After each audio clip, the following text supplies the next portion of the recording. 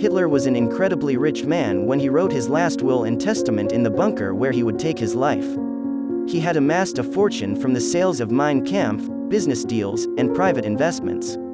But who got Hitler's money after his death? What else was in his will?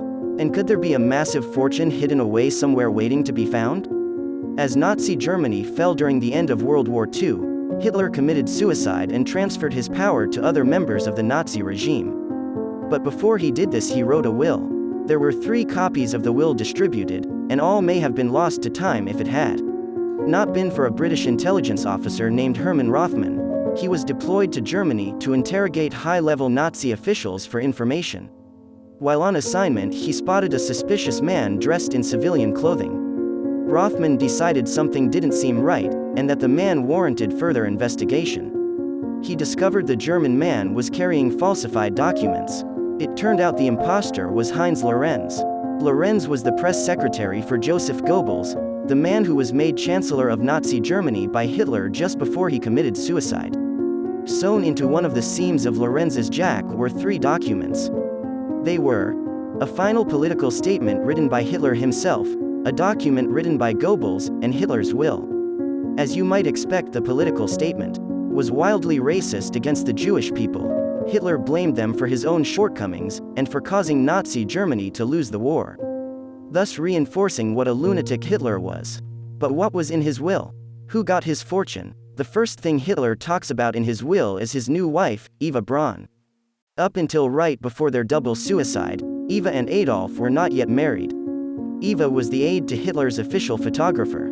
They first met during a photo shoot of the Führer. Hitler and Braun developed a relationship, and when opportunities presented themselves, spent time alone together. Hitler explained in his will that he was too busy to marry, and that was why they did it right before their deaths.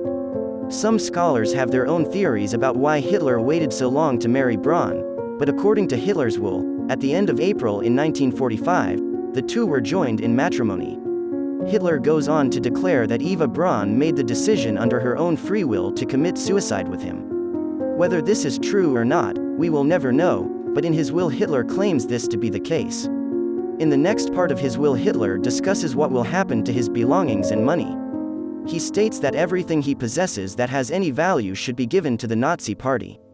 However, Hitler writes it in a way that seems as if he doesn't own much of anything. This is far from the truth, as he amassed a fortune from the sales of Mein Kampf, as belongings should be given to the state, and if the state doesn't survive, then all is lost, and his wishes are no longer necessary. Hitler does make specific arrangements for his paintings and pictures, which he had collected over the years. They were to be given to Linz, Austria, the town in which he grew up. There he wanted the art to be displayed in a gallery for the public, and not as a private collection. It is in the next part of the will that Hitler mentions his money. Yet, he still does not acknowledge the massive sum he has accumulated over the course of his rise to power. Hitler gives Martin Bormann, his private secretary and Nazi official, full legal authority to make decisions based on his will. Hitler states that everything of sentiment. Hitler goes on to say that above all, Eva Braun's mother should be taken care of. This begs the question: what really happened to all of Hitler's possession and money? The surprising thing is, we aren't entirely sure. We know for a fact that Mein Kampf made Hitler very rich. By the time of his death in 1945, the book had sold about 8 million copies, and had been translated into 16 languages. It is estimated that Hitler earned around $1 million per year in royalties. Apartment in Munich were also given to Bavaria. So it would seem that a lot of Hitler's assets did actually go to the state like he wanted in his will. However, most of this was in the form of physical and intellectual property. What happened to his expensive art collections and actual money? There are accounts of Hitler's house in the Alps being bombed by Allied forces and then looted by the soldiers. It is possible that much of the artwork that Hitler had collected was stolen during this time. We also don't know exactly what was in Hitler's house when it was raided. We know the Nazis liked to create secret passages and bunkers.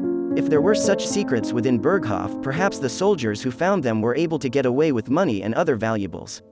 In 1952, what remained of Hitler's Berghof house was blown up by the Bavarian government to keep it from attracting tourists and people who may have still shared Hitler's ideologies. With the destruction of the house, anything that may have been hidden within would have been lost. Hitler's apartment in Munich is still there, but it has been converted into a police station instead of a residence. So it would seem that the Bavarian government did in fact receive some of Hitler's possession as per his will. However, when trying to follow the actual money, and where it went, things become a bit unclear. Since his fortune was so intertwined with the money of the Nazi Party, it is possible that much of his wealth was spent on the war effort at the end of World War II. That being said, is it possible that some of the money and valuables that once belonged to Hitler were smuggled out of Nazi Germany by deserters and officers trying to escape Allied forces? Yes, it's possible. However, we may never know how much of Hitler's fortune was disseminated this way. Hitler knew he would lose World War II, and rather than being tried for his crimes, he decided to take his own life and that of his brand new bride.